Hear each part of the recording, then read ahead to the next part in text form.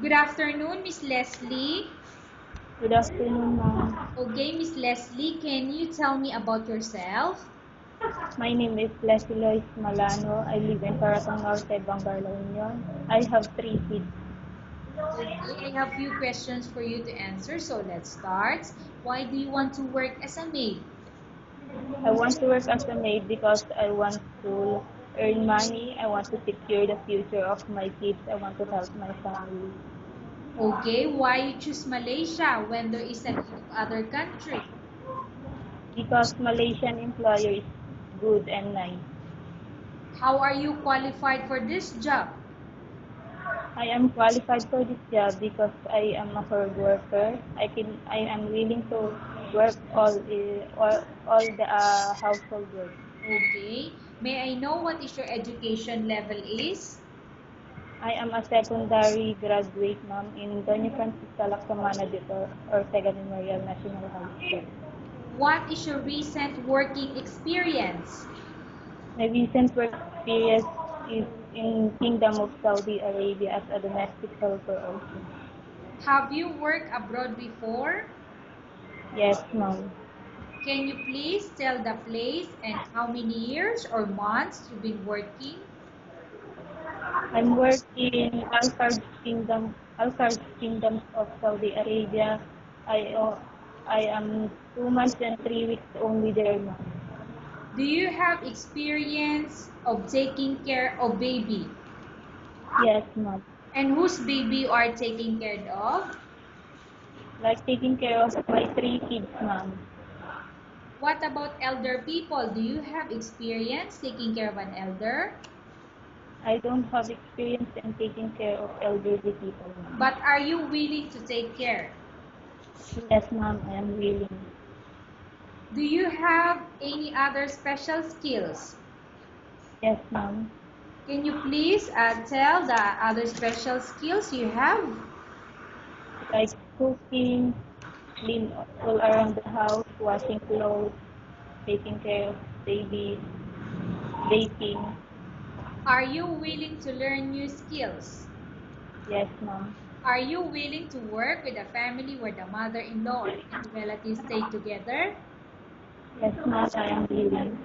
Currently, are you still working now? No, ma'am. Do you know how to cook? Yes, ma'am, I know. What sort of food can you cook? Like Filipino food, ma'am. Okay, can you please tell all the Filipino food that you can cook?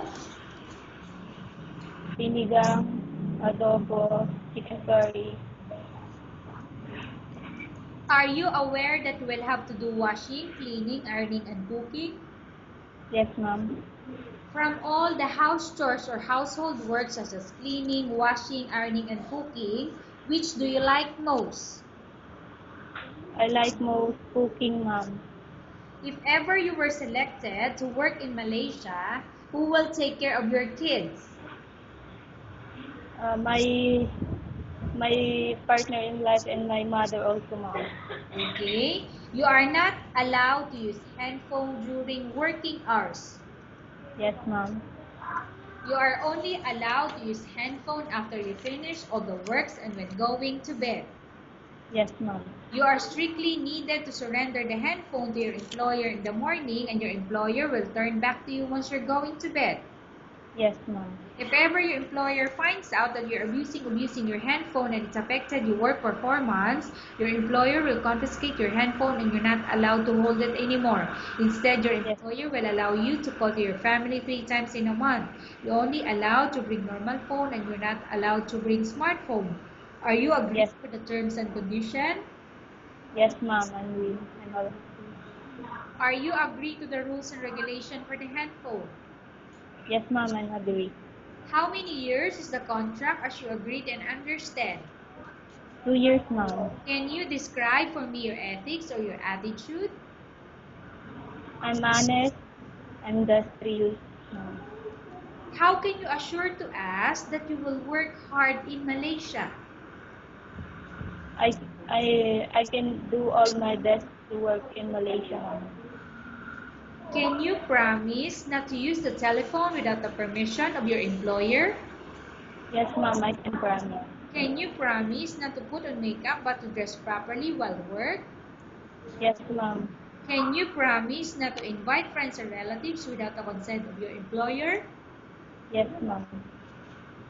Can you promise not to ask for advance salary from your employer under any circumstances? Yes, ma'am. Do you really understand of the rules and regulation of the agency? Yes, ma'am. Do you pay any placement fee for you to come to Malaysia to work as a maid? No, ma'am. Do you have any history of sickness, example breast cancer or any other illness? None, ma'am. Do you suffer from any skin diseases, allergy or physical defect? No, ma'am. Have you suffered from any serious illness? No, ma'am. Do you smoke? No, ma'am. Have you undergone any operation? None, ma'am. Are you medically fit? Yes, ma'am. Are you in any medication? No, ma'am. Are you allergic with any food? No, ma'am. Are you prepared to work for the employer of any race? Yes, ma'am. Are you prepared to eat the type of food taken by your employer? Yes, ma'am. Are you afraid of being left alone in the house? No, ma'am. Are you afraid of dogs or other pets? No, ma'am. Can you promise to work according to instruction from your employer? Yes, ma'am. Do you have any immediate family working in Malaysia? No, ma'am. Okay, Miss Leslie, we have finished our question section. Let's go to case study. I have a case study for you and I want you to answer me truthfully. Upon arrival in Malaysia within 6 months, if ever any of your family members pass away, what will you do? Will you continue to work till finish your contract or you will go back? If my employer allows me to go back home, I will, ma'am. But if my employers did not allow me, I will continue and finish my contract, ma'am. Okay, tell us about yourself and why do you want to work in Malaysia as domestic helper?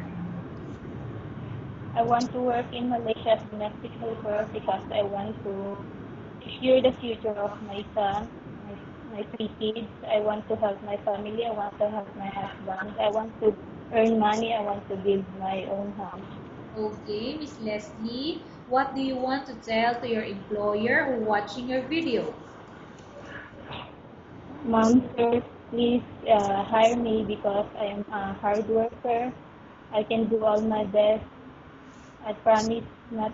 I promise I work harder in your house as a household worker. Okay, thank you very much, Miss Leslie. We will update to your agency if there's any selection made with the employer. Thank you, ma'am.